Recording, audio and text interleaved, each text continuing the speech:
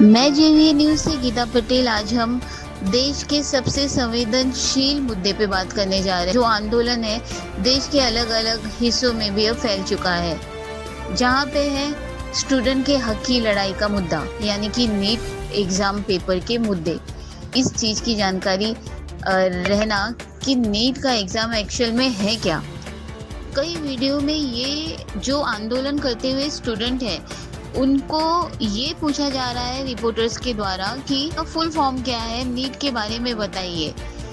तो नीट का full form है national eligibility cum entrance test, यानी कि राष्ट्रीय पात्रता सह प्रवेश परीक्षा, जिसे भारत सरकार द्वारा शिक्षा मंत्रालय के तहत आने वाली नेशनल टेस्टिंग एजेंसी।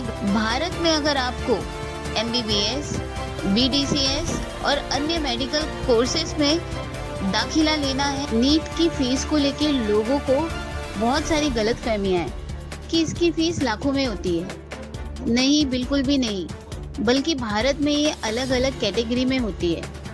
जैसे EWS के लिए 1700 रुपये, OBC के लिए 1600 रुपये और ST और SC के मात्र 1000 रुपये, उसके कुछ आसपास होती है। और अगर भारत के बाहर परीक्षा का केंद्र चुनने वाले छात्र हैं तो 9500 फीस। अब इतनी मामूली सी फीस होने के बावजूद स्टूडेंट क्यों भड़के हैं? वजह क्या है? वजह है शिक्षा मंत्री का इस्तीफा। हाँ, शिक्षा मंत्री का इस्तीफा होना बहुत जरूरी है, क्योंकि इतनी बड़ी गड़बड़ी की जिम्मेदारी कौन लेगा?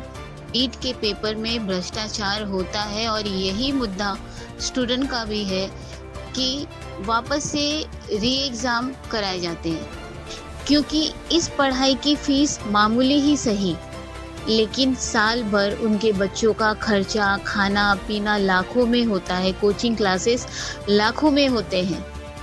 क्या उसका हर्जाना सरकार भर के देगी? क्योंकि वो बार बार एक गरीब बच्चा बड़े मुश्किल से पैसे का इंतजाम करके पढ़ने के लिए आता है, तो वापस वो री एग्जाम नहीं दे पाएगा। तो क्या ऐसे बच्चों को हर्जाना मिलना उनका हक नहीं है?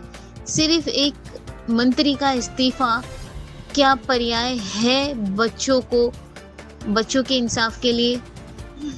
क्या सरकार उन बच्चों को उनका हर्जाना देगी जो अपने घर खेत बेच के आए हैं?